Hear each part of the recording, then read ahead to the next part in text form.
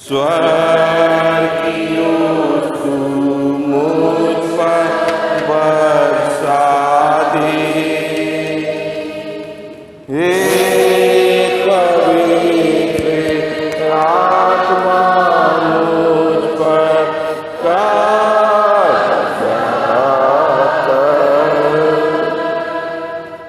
स्वर्ग की ओर तू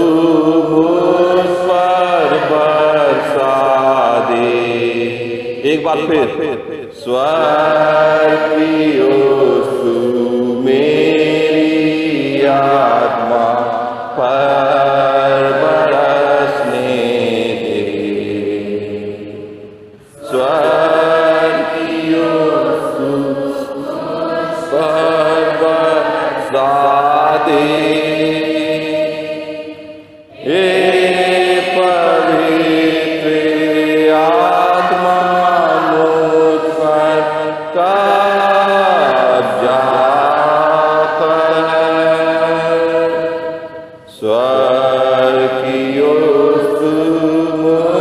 पर बरसा दे, धन्यवाद और महिमा के साथ एक बार के साथ परमेश्वर हम तेरे चरणों पे आते हैं, तेरी प्रिय धन्यवाद देते हैं आज के शुभ अवसर के लिए जो आपने हम में से हर एक के जीवन में जोड़ा पिता परमेश्वर, कि कुछ क्षण हम तेरे चरणों में बैठ के तेरे आत्मिक वचनों पे मनन कर सकें पिता परमेश्वर।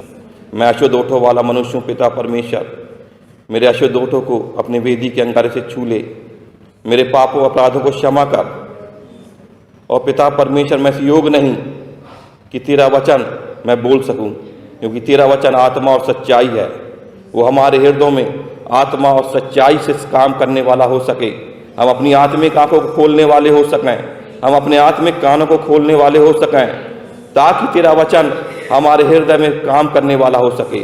वो 100 गुना 70 गुना फल नहीं पिता परमेश्वर, वो उपजाऊ भूमि में बोया जाए पिता परमेश्वर, ताकि उसमें फल लगने वाले हो सके खुदावन, और हम एक फलवंत दाखलता बन जाएं खुदावन, और तुझ में हम रोपे जाएं प्रभु यीशु मसीह, ताकि हम तेरे नाम से बहुत सी आत्माओं को जीत सकें, क्योंकि समय बहुत नज़दीक है पिता परमेश्वर, और आप हर एक से बोलना और बातचीत करना चाहते पिता परमेश्वर। हमारी हर एक चिंताएं हमसे दूर कर पिता परमेश्वर, हमें स्वतंत्र कर पिता परमेश्वर, और शैतान के बंधन तोड़े जाएं, ताकि हम स्वतंत्र होकर यहाँ बैठ के तेरे हम कलाम से सीखने पाएं। तमाम बातों के लिए आपका धन्यवाद देता हूँ। आपकी कलीसिया को और अपने आप को आपके जोरावर समर्थी हाथों में सौंपता हूँ। पवित्र आत्मा जी मेरे से बोलिए और बातचीत कीजिए खुदावन, बोलने वाला मैं नहीं, पवित्र आत्मा जी आप होने पाएं। तमाम बातों के लिए आपका धन्यवाद देता हुआ इस छोटी सी विनती को उद्धार करते यीशु मसीह के मीठे पवित्र नाम से मांगता हूँ, आमीन।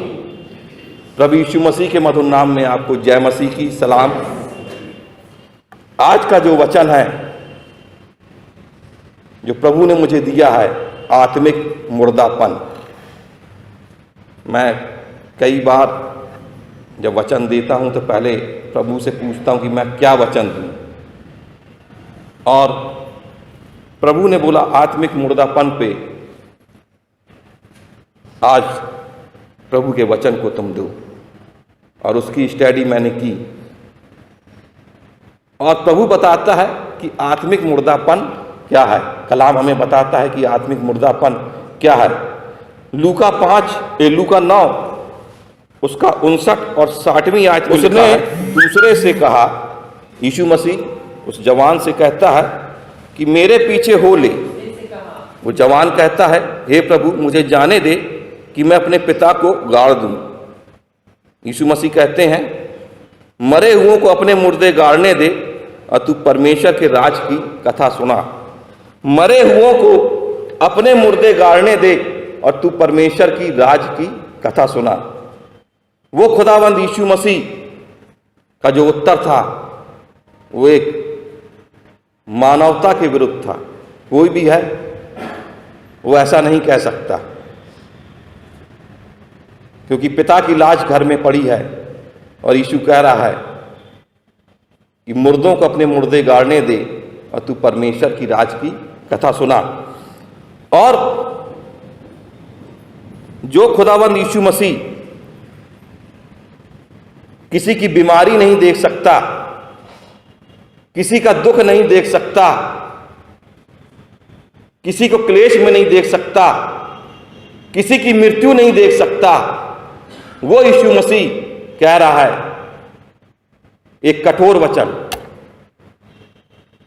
कि मुर्दों को अपने मुर्दे गाड़ने दे। उसको उस शोकित परिवार पर दया नहीं आई। जब खुदावंद यीशु मसीह जा रहे थे और नाइन नगर की विधवा जिसका एक लौता पुत्र था,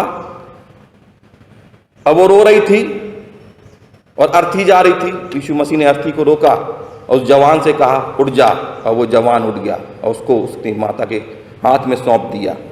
लाजर जो 4 दिन से मरा था, उसके शरीर से दुर्गंध आ रही थी, और यीशु मसीह ने कहा हे लाजर बाहर आ जा, और वो जिंदा हो गया।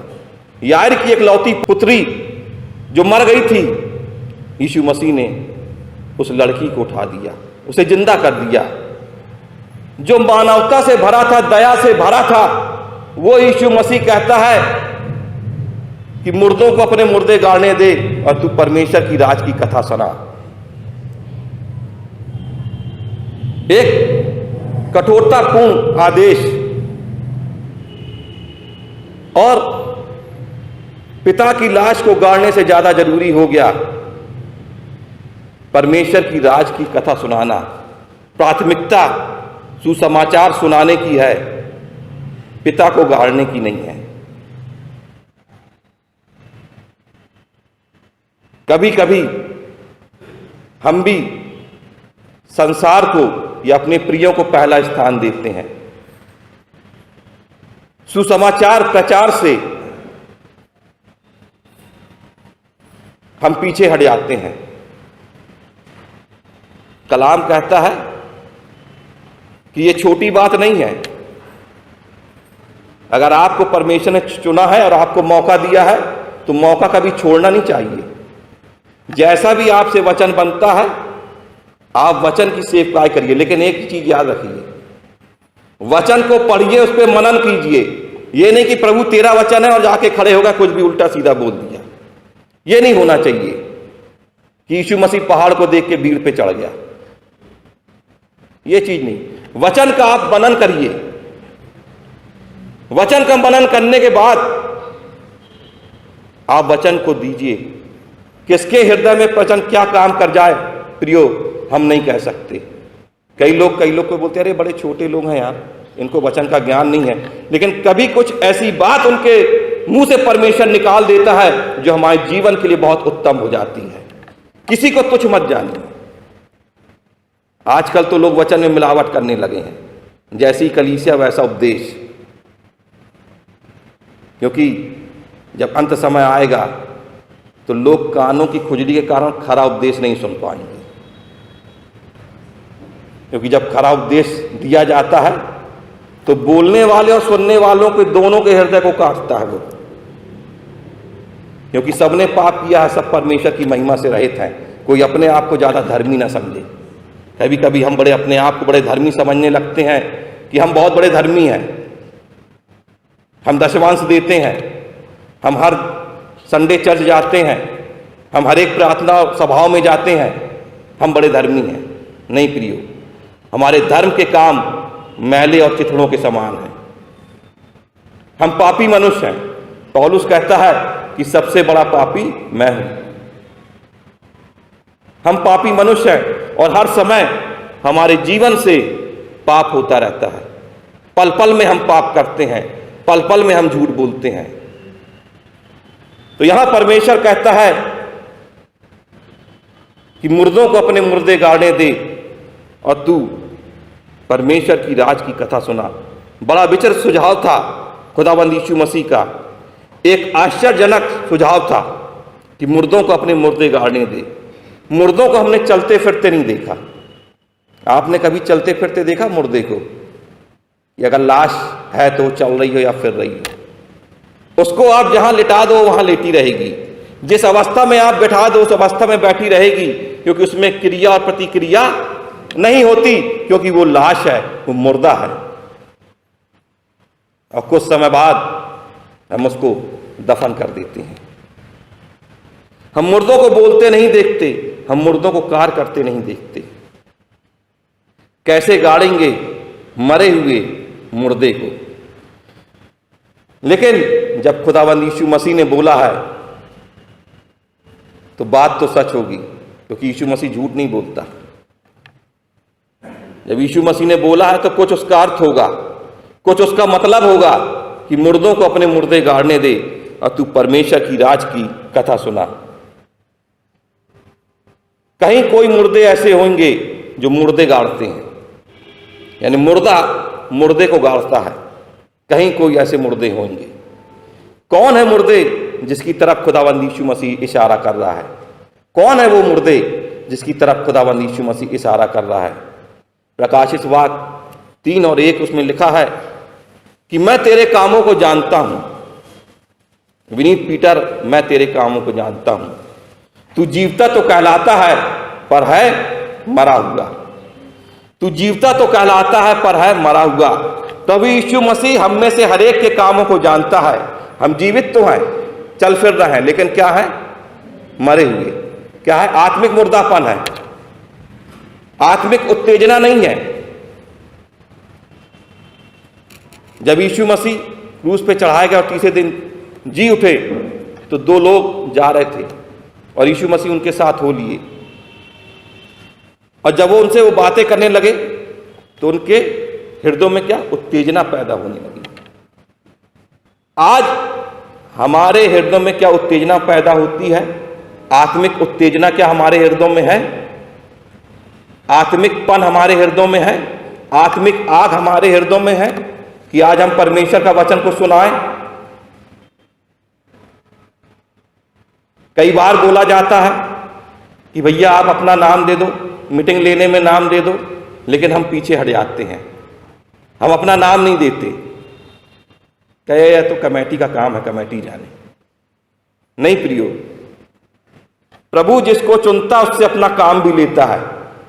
अगर हम उसको नकार देते हैं या उसकी बातों को नकार देते हैं तो हमसे बड़ा अभागा कोई नहीं है।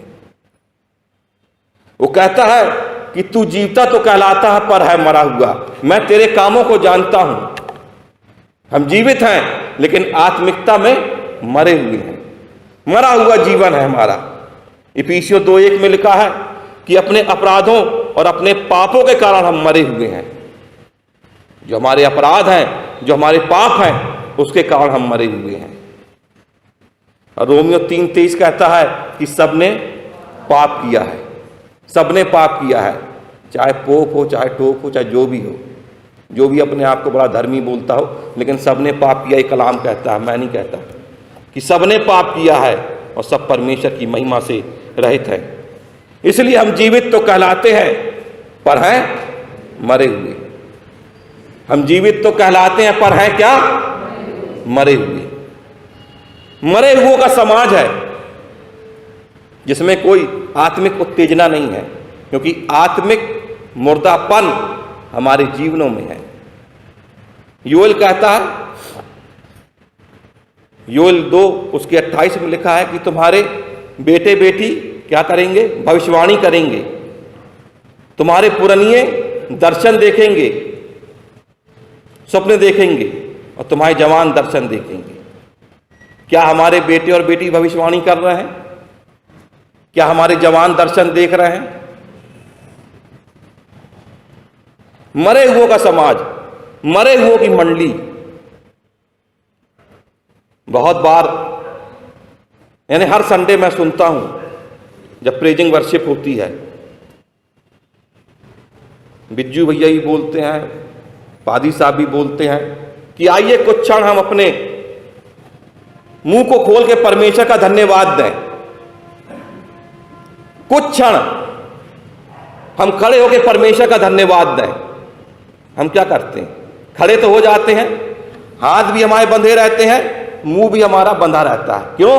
क्योंकि आत्मिक मुर्दापन हमारे जीवन में है। हम परमेश्वर का धन्यवाद नहीं देते। हम परमेश्वर का धन्यवाद नहीं देते उस जीवन के लिए, उन आशीषों के लिए जो परमेश्वर ने हम में से हर एक को दी है। अगर हम अपने पिछले जीवन को देखें तो हमारे पास साइकिल भी नसीब नहीं थी। आज परमेश्वर ने आपको 4 व्हीलर से नवाजा है, अपनी आशीषें दिया है।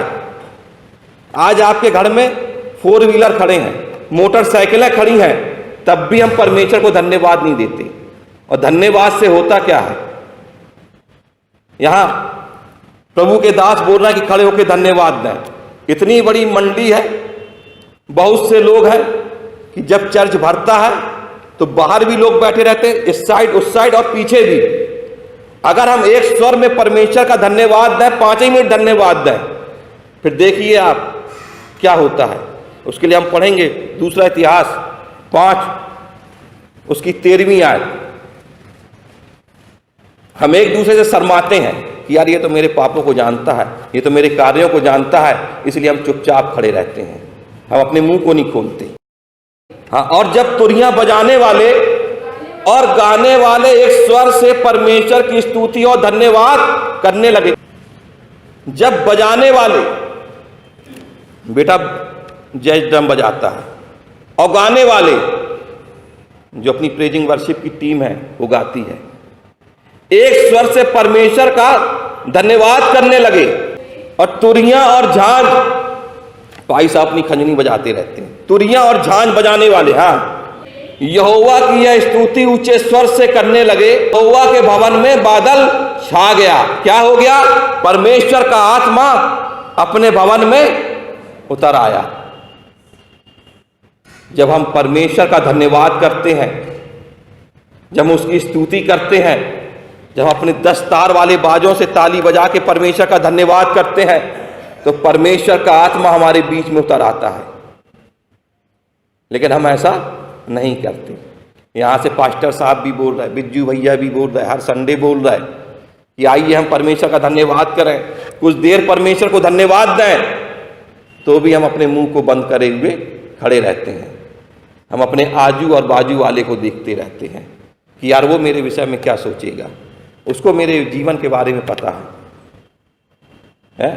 वो सोचेगा अरे यार ये तो बड़ा धर्मी बन रहा है, आज बड़ा हालेलुया और प्रेज़ द लॉर्ड बोल रहा है।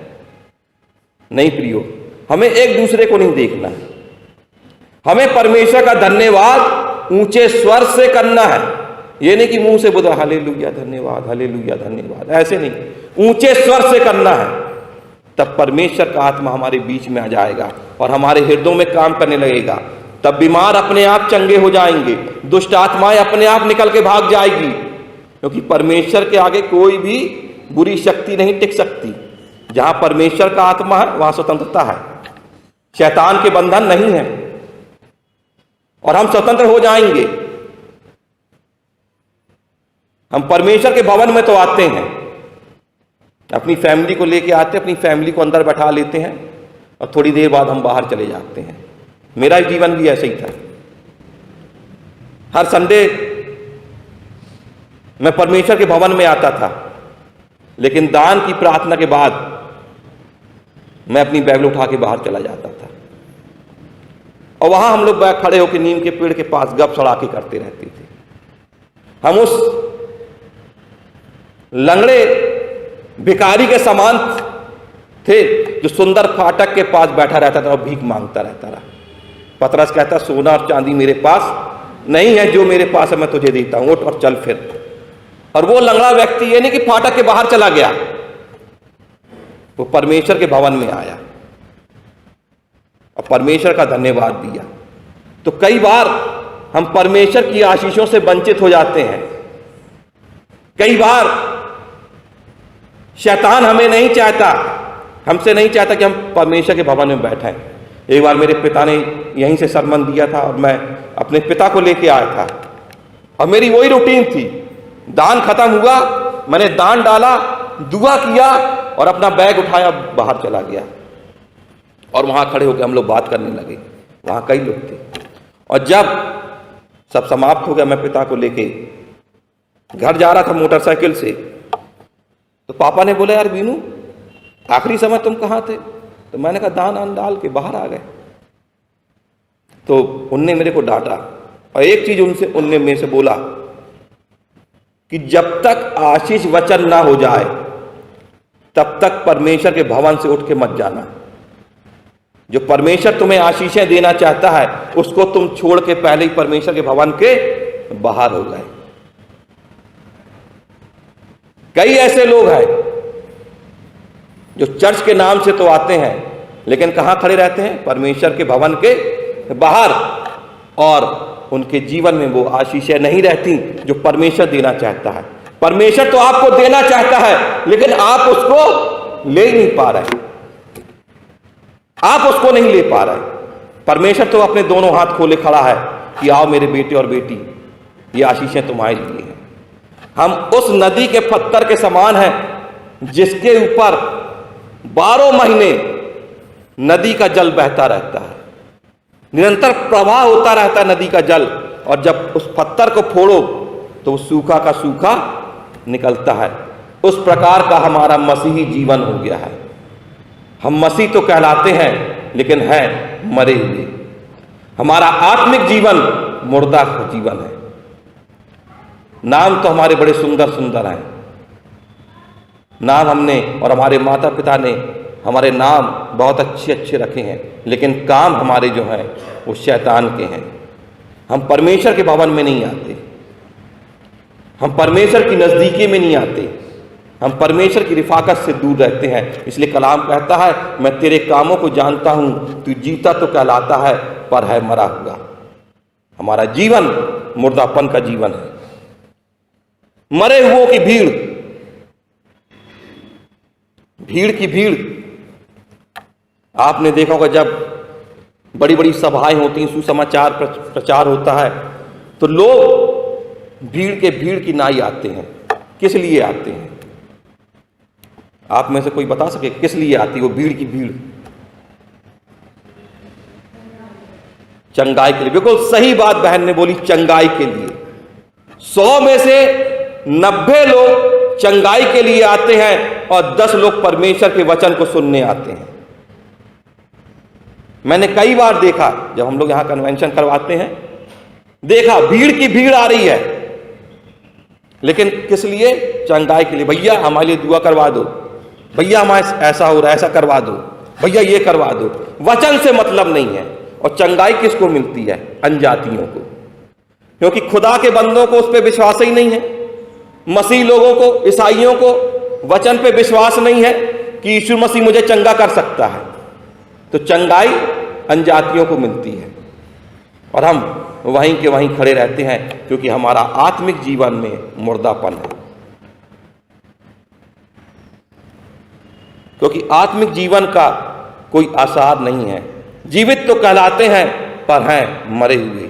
लिखा है अय्यूब याकूब 4:4 में, जो संसार का मित्र होना चाहता है वो अपने आप को परमेश्वर का बैरी बनाता है। जो संसार का मित्र होना चाहता है वो अपने आप को परमेश्वर का बैरी बनाता है। आज मैं और आप संसार के मित्र हो गए हैं और हमें पता नहीं चलता। हम अपनी जीविका कमाने में ही लगे रहते हैं, अपने परिवार का उधर पोषण करने में ही लगे रहते हैं, और हम परमेश्वर के भवन में नहीं आते। जो संसार का मित्र होना चाहता है वो अपने आप को परमेश्वर का बैरी बनाता है। आज हम संसार के मित्र हो गए हैं। हम सबसे बड़ी प्राथमिकता पहले अपनी नौकरी को देते हैं, फिर अपने परिवार को देते हैं। उन्होंने कहा संडे का दिन है और ओटी मिलेगी, भैया तो नौकरी अपन को जाना है, चर्च तो अगले हफ्ते चले जाएंगे। परमेश्वर ने तो आपको ताकत दी है कि आप नौकरी कर रहे हैं, और ये परमेश्वर का फजल है जो उसने आपके ऊपर बना के रखा है कि आपको अच्छी नौकरी मिली। तब भी हम परमेश्वर के भवन में नहीं आते परमेश्वर का धन्यवाद देने। अगर आ भी गए तो पूरा ध्यान घर में या मीट मार्केट में लगा रहता है। उन्होंने कहा यार पादी साहब आज बहुत बड़ा बोल दिए, बहुत ज़्यादा बोल दिए हैं, अच्छा मटन तो बिक गया होगा। अब मटन लेके जाऊंगा तो घर में वाइफ जो है सुनाएगी, क्या मटन लेके आए हैं, बुढ़े बकरे का मटन ले आए, पका ही नहीं, कितना गलाएंगे। तो बैठे कहाँ हैं? चर्च में, और सोच रहे कहाँ की? मीट मार्केट की, घर की चिंता कि कपड़े भी धोना है, अदर काम भी करना है, सप्ताह में एक दिन मिलता है, वो भी इतना बड़ा सरमन दे दिए, इतनी देर से चल छोड़े। यानी कुछ क्षण हम परमेश्वर के नजदीकी में नहीं बैठना चाहते, क्योंकि हमने संसार को अपना मित्र बना लिया है और परमेश्वर के बैरी हो गए हैं। शाऊल के जीवन को हम में से सब जानते हैं, सबने पढ़ा है। परमेश्वर ने उस शाऊल से कहा था कि अमलेकियों पे कोमलता न करना। पुरुष, स्त्री, जवान, बालक और दूध पीता बच्चा क्यों ना हो और उनके पशु क्यों ना हो, सबको तलवार से घात कर देना। लेकिन शाऊल ने क्या किया? शाऊल ने परमेश्वर की आज्ञा का उल्लंघन किया। उसने अच्छे मोटे ताजे पशुओं को रख छोड़ा, जबकि परमेश्वर कहता है कि दूध पीते बच्चों पे भी रहम न करना, उनका भी कत्ल कर देना। लेकिन शाऊल परमेश्वर की आज्ञा का उल्लंघन करता है। और मिस्री जब छावनी डाले उसे युद्ध करते हैं, तो परमेश्वर न उसे सपने से बात करता है, ना किसी भविष्यवक्ता के द्वारा बात करता है। शाऊल बड़ा परेशान हो जाता है कि मैं क्या करूं। और शामुएल जो रहता है, जो उसको परमेश्वर की बातों को बताता था, शामुएल का देहांत हो जाता है। और शाऊल ने अपने राज में यह किया था, भूत सिद्धि करने वालों को मरवा डाला था और अपने राज से बाहर कर दिया था। अब जब परमेश्वर का आत्मा उससे बात नहीं करता है शाऊल की आज्ञा उल्लंघन के कारण, तो वह एक भूत सिद्धि करने वाली के पास जाता है, भेष बदल के जाता है। और भूत सिद्धि करने वाली बोलती मैं नहीं बुला सकती, क्योंकि अगर शाऊल को पता चल जाएगा तो मेरे को भी घात कर देगा। लेकिन वो कहता है कि ऐसा कुछ नहीं, तू मत डर, तू मेरे लिए शामुएल को बुला। और वो शामुएल को बुलाती है और शामुएल नीचे से ऊपर आटा हुआ दिखाई देता है। और शामुएल शाऊल से कहता है कि जब परमेश्वर तेरा बैरी बन गया तो मुझसे क्यों पूछता है? आज्ञा का उल्लंघन करके तूने परमेश्वर की आज्ञाओं को टाला है। जब परमेश्वर तेरा बैरी बन गया है तो तू मुझसे क्यों पूछता है? कल तू और तेरे लड़के मर जाएंगे, कल तू और तेरे लड़के मर जाएंगे।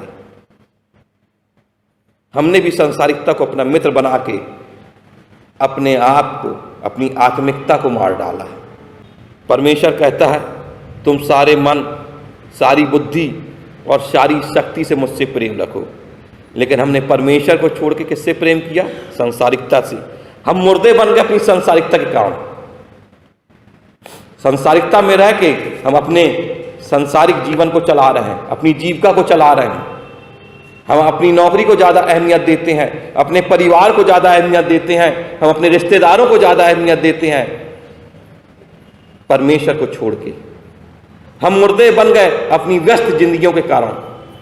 हम मुर्दे बन गए अपने सांसारिक स्वभाव के कारण, क्योंकि आत्मिकता का स्वभाव खत्म हो गया। सांसारिकता का स्वभाव जो संसार के ईश्वर ने हमें दे दिया, वो हमारे शरीर में आ गया और हम सांसारिक स्वभाव के हो गए। हम मुर्दे बन गए परमेश्वर से दूर रहने के कारण। हम मुर्दे बन गए अपने शारीरिक कामों के कारण। इसमें परमेश्वर का कोई दोष नहीं, इसमें खुदाबंद यीशु मसीह का कोई दोष नहीं, क्योंकि हमने अपने जीवन को गलत ढंग से जीकर अपने आप को स्वयं मुर्दा बना लिया है।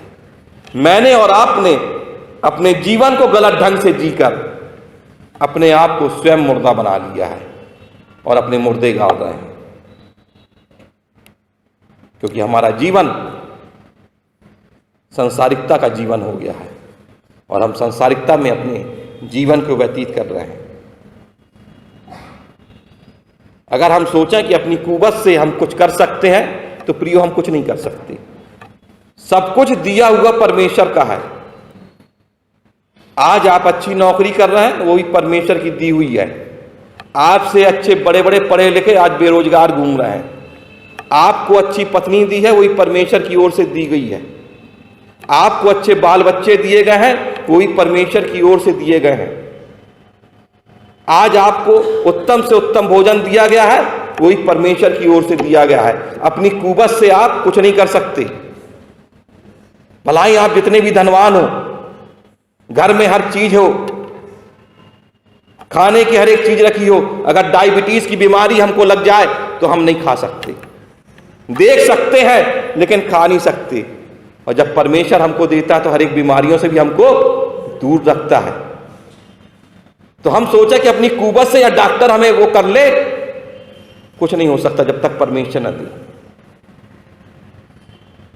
और हम उसी परमेश्वर को भूल जाते हैं। हम धन्यवाद करना भूल जाते हैं। धन्यवाद का अर्थ होता है अनंत काल की आशीषें। धन्यवाद को हम बड़े हल्के में लेते हैं। हम परमेश्वर का धन्यवाद नहीं देते, और जबकि धन्यवाद देना अनंत काल की आशीषें हैं। और परमेश्वर कहता है क्योंकि प्राण ही के कारण लहू से ही प्रायश्चित होता है। क्योंकि हम सब जब आदम ने पाप किया और पाप के कारण हम सब पापी हो गए, उस पाप के कारण, क्योंकि परमेश्वर पवित्र है और वो पाप में रहना पसंद नहीं करता।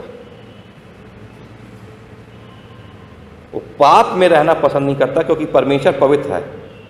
पापी अलग बात है, पाप अलग बात है। परमेश्वर पाप से घृणा करता है।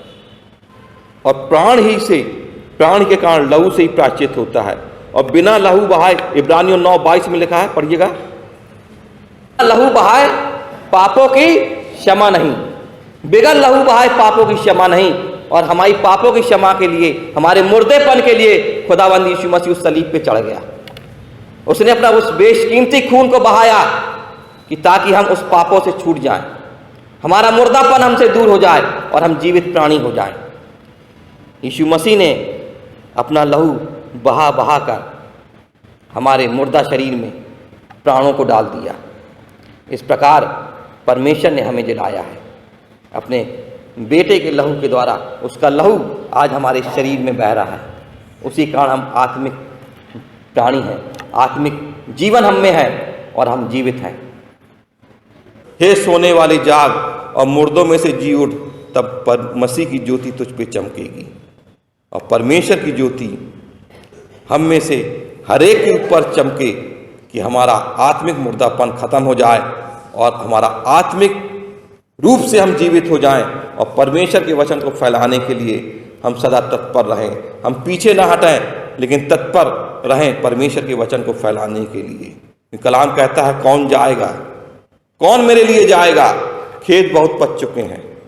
हम जहां कहीं भी रहें सुसमाचार से न लज जाएं। हम सुसमाचार का प्रचार करें,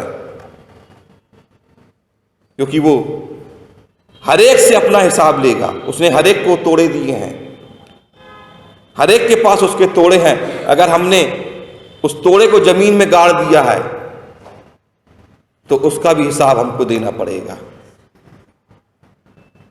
हम उस तोड़े का इस्तेमाल करें। जहां कहीं भी हम रहते हैं अपने कार्यों के द्वारा प्रभु के वचन को फैलाएं। हम पीछे ना हटें कि जमाना क्या कहेगा, लोग क्या कहेंगे, अरे यार उसको तो मैं जानता हूं, उस बहन को जानता हूं, तो कैसी है, क्या है, आज देखो बड़ी धर्मी बन रही है। हमको मनुष्यों को नहीं देखना है। हमारा जो ध्येय रहे सिर्फ परमेश्वर रहे, खुदाबंद यीशु मसीह। क्योंकि सबने पाप किया है, सब परमेश्वर की महिमा से रहित हैं। पाप मनुष्य करता है और पाप मनुष्य से होता है, क्योंकि मनुष्य पाप से ही जन्मा है और पाप उसके अंदर बसा हुआ है। लेकिन जब यीशु मसीह का लहू हमारे हृदयों में और हमारे शरीर में काम करता है तो हम उस पाप से दूर होते जाते हैं। क्योंकि राजा दाऊद कहता है कि मैं अपने ढिठाई के पापों को जानता हूं,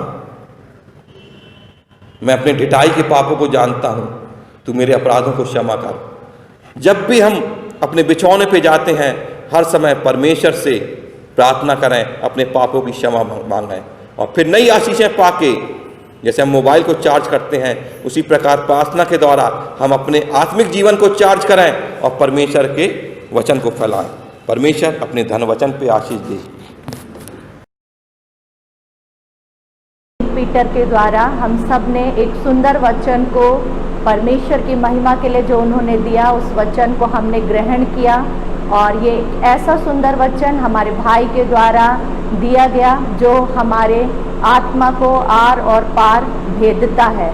यदि हम इसे सच्चाई से सुनते हैं और आत्मा से ग्रहण करते हैं तो आज बहुत सारी बातें उन्होंने हमारे आत्मिक सुधार के लिए इस वचनों में कही हैं। परमेश्वर अपने दास को बहुतायत से अपने कार्य के लिए इस्तेमाल करे और ज़्यादा सामर्थी वचन देने के लिए परमेश्वर उन पर अनुग्रह करे और पवित्र आत्मा के अभिषेक के साथ और ज़्यादा सुसमाचार की बढ़ती के लिए उनका इस्तेमाल करने पाए। इस सुंदर वचन को सुनने के बाद आइए हम प्रार्थना में जाएंगे। हम सभी आंखों को बंद करेंगे और हाथों को जोड़ेंगे। आइए हम प्रार्थना में जाएंगे। धन्यवाद धन्यवाद धन्यवाद देते पवित्र पवित्र पवित्र जीवित और सामर्थ्य पिता परमेश्वर प्रभु यीशु मसीह के सामर्थ्य नाम को लेके आपके चरणों के पास आते मेरे राजा। जीवन की सारी आशीषों के लिए हृदय से आपका धन्यवाद धन्यवाद धन्यवाद देते हैं। पिता पुत्र पवित्र आत्मा आपकी महान उपस्थिति के लिए, आपके सुंदर वचनों के लिए पिता परमेश्वर, जो भाई के मुख से आपने हम सबके आत्मिक उत्थान के लिए पिता परमेश्वर दिए, हम हृदय से आपका धन्यवाद धन्यवाद धन्यवाद देते। आपके नाम की हम महिमा करते, स्तुति प्रशंसा और आराधना करते प्यारे प्रभु जी। धन्यवाद देते पिता परमेश्वर, जैसे आज के सुंदर वचन को हमने सुना। हाँ पिता परमेश्वर, सचमुच में प्यारे प्रभु जी, यदि हम पिता परमेश्वर अपना आत्मनिरीक्षण करते हैं प्यारे प्रभु जी, तो हम पाते पिता परमेश्वर कि हाँ प्रभु जी, हम दुनिया भर की सारी आशीषें जो आपकी ओर से हमें मिलती हैं पिता परमेश्वर, उन आशीषों को पाके प्यारे प्रभु जी, हम उस आशीष को देने वाले सदैव जीवित सामर्थ्य प्रेमी परमेश्वर को भूल बैठते पिता परमेश्वर और सांसारिकता में लिप्त हो जाते प्यारे प्रभु जी। हे पिता परमेश्वर, जो भी कुछ आज हम पिता परमेश्वर इन वचनों के द्वारा हमने सीखा प्यारे प्रभु जी, हाँ पिता परमेश्वर, वचन का जो आईना प्यारे प्रभु जी आज हमने पिता परमेश्वर देखा है प्रभु। हाँ पिता परमेश्वर, हम सबको पिता परमेश्वर आप क्षमा करिए, माफ करिए प्यारे प्रभु जी। यीशु मसीह अपने पवित्र सामर्थ्य लहू के द्वारा प्यारे प्रभु जी हमें धो दीजिए पिता। हम अंगीकार करते हैं यीशु मसीह अपने पापों और गुनाहों का प्यारे प्रभु जी, जो हमने मन वचन और कर्म से किए पिता परमेश्वर। हाँ प्रभु जी, बहुत सारी आपके वचन की बातों को, आपकी आज्ञाओं को प्रभु जी हम भूल जाते पिता परमेश्वर। आपके पिता परमेश्वर उस अगापे प्रेम को हम भूल जाते मेरे राजा। प्रभु जी हमें क्षमा करिए, हम उस बलिदान को भूल जाते मेरे राजा, जो आपने हम पापियों के उद्धार और हमारी क्षमा और हमारी चंगाई के लिए दिया पिता परमेश्वर। आपका प्रभु जी लेकिन धन्यवाद देते हैं कि आप प्रभु जी हर घड़ी और हर पल यीशु राजा अपनी बाहों को फैलाए पिता परमेश्वर, हमारा इंतजार करते पिता परमेश्वर कि कब हम लौट कर आएंगे प्रभु जी। और आप हमेशा हमें क्षमा करने के लिए, हमारा उद्धार करने के लिए प्यारे प्रभु, हमें चंगाई देने के लिए इंतजार करते। हम आपके अद्भुत प्रेम के लिए, आपकी दया के लिए हम हृदय से धन्यवाद देते प्रभु जी, क्योंकि आप नहीं चाहते कि हम में से कोई भी नाश हो प्रभु जी। इसलिए आप बार बार प्रभु जी हमें आवाज देते, बार बार हमें मौका देते हैं पिता परमेश्वर, ताकि हम आपके पास लौट कर आने वाले हो सके। हाँ पिता परमेश्वर, जैसे वो उड़ाऊ पुत्र ने अपनी गलती को महसूस किया और अपने पिता के पास वापस गया और उसका पिता अति आनंदित हुआ। हाँ पिता परमेश्वर, आपसे विनती और प्रार्थना है प्रभु जी। हाँ पिता परमेश्वर, इस वचन के आईने में प्रभु जी बहुत जगह हमने पाया कि हम आपसे दूर हो गए प्रभु जी, हम सांसारिकता में लिप्त हो गए प्यारे प्रभु जी। हमने अपने आप को पिता परमेश्वर इस सांसारिकता की वजह से, अपनी गलतियों की वजह से हमारा जीवन मुर्देपन में बदल गया प्यारे प्रभु जी। आपसे विनती और प्रार्थना है, आपसे निवेदन है प्रभु जी, हम आपके चरणों के निकट, आपके क्रूस के पास आके अपनी गलतियों को पिता परमेश्वर आपके आगे पिता परमेश्वर मान लेते हैं प्यारे प्रभु जी। जो गलती गुनाह और पाप हमसे हुआ है पिता परमेश्वर, कई जाने में कई अनजाने में हुए प्रभु, हमें माफ करिए पिता परमेश्वर, हमें क्षमा करिए प्रभु जी। अपने पवित्र और सामर्थ्य लहू से धो के हमें शुद्ध और साफ करिए पिता परमेश्वर, और हमें ग्रहण करिए प्रभु जी, ताकि आपकी ज्योति हमारे जीवन से प्यारे प्रभु चमकने पाए प्रभु जी। हम आपकी आज्ञा के अनुसार चलने वाले, आपके बातों को मानने वाले, और प्रभु जी सबसे अधिक प्रभु आपकी आज्ञा कि प्रभु जी आपसे प्रेम करने वाले हों, आपको पहला स्थान अपने जीवन में देने वाले बने पिता परमेश्वर। प्यारे प्रभु जी हम अपनी आशीषों को पाके खो न जाएं, आप सामर्थ्य परमेश्वर को भूल ना जाएं प्रभु जी, वरन पिता परमेश्वर प्रभु जी प्रति क्षण और प्रतिदिन सुबह और शाम प्यारे परमेश्वर पिता आपके चरणों की निकटता में हम बैठने वाले, आपकी मधुर आवाज को, धीमी आवाज को सुनने वाले, अपने जीवन को सुधारने वाले होने पाए पिता परमेश्वर।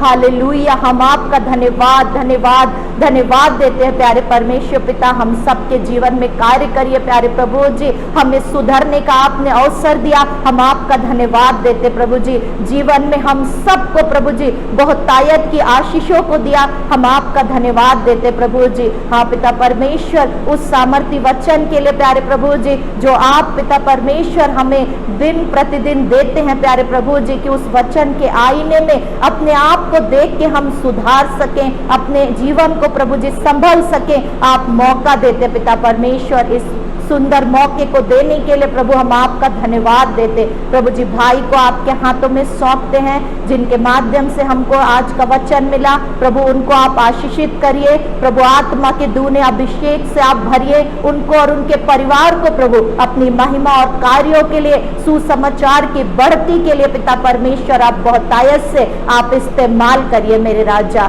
प्यारे परमेश्वर पिता, हम भाई नितिन के लिए प्रार्थना करते प्रभु जी, जो पिता परमेश्वर अपनी सेवकाई प्यारे प्रभु जी वचन को पिता परमेश्वर प्रभु जी फैलाने के लिए करते पिता परमेश्वर, उनके इस काम पर प्रभु जी, उनकी इस रुचि पर प्यारे परमेश्वर पिता आपकी आशीष और अनुग्रह को कहते, उनको, उनकी पत्नी को, उनके बच्चों को और परिवार के हर सदस्य को प्रभु आपके हाथों में सौंपते प्यारे परमेश्वर पिता। हम अपनी कलीसिया को, हर एक विश्वासी लोगों को और जितने भी लोग प्रभु जी इस ऑनलाइन प्रभु जी आराधना को, प्रार्थना को पिता परमेश्वर देख रहे हैं प्रभु जी, एक एक के लिए प्रार्थना और विनती करते प्रभु, अपने आत्मा की दूने अभिषेक से उनको भरिए प्रभु। आज वो पिता परमेश्वर इस प्रभु जी ऑनलाइन प्रेयर को देखने के बाद प्यारे प्रभु जी गहराई से मनन और चिंतन करने वाले हो सके प्रभु जी, आपके निकटता में आके अपने गुनाहों और पापों को अंगीकार करने वाले हो सके पिता परमेश्वर, और उन सब का जीवन पिता परमेश्वर आपके अनुग्रह से बदलने पाए प्रभु जी, ऐसा जीवन होने पाए प्रभु जो आपको ग्रहण योग्य हो प्रभु। हमें आपके भय में चलने के लिए, आपकी आज्ञाओं का पालन करने के लिए पिता परमेश्वर हमारी अगुवाई और सहायता करिए। आपने पिता परमेश्वर इस महामारी के समय में भी प्यारे प्रभु जी अपने लोगों को बचाया है, सुरक्षित रखा है प्यारे परमेश्वर। हम हृदय से आपका धन्यवाद देते जीवन की सारी आशीषों के लिए, और इस प्रार्थना को आप ही के बेटे प्रभु यीशु मसीह के नाम से मांगते हैं, आमीन। सभी को जय मसीह।